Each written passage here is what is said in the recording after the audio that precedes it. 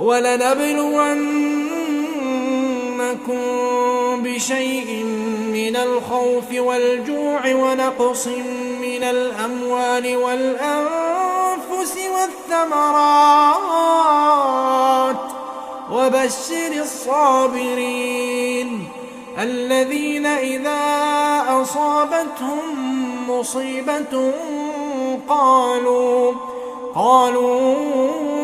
إِنَّا لِلَّهِ وَإِنَّا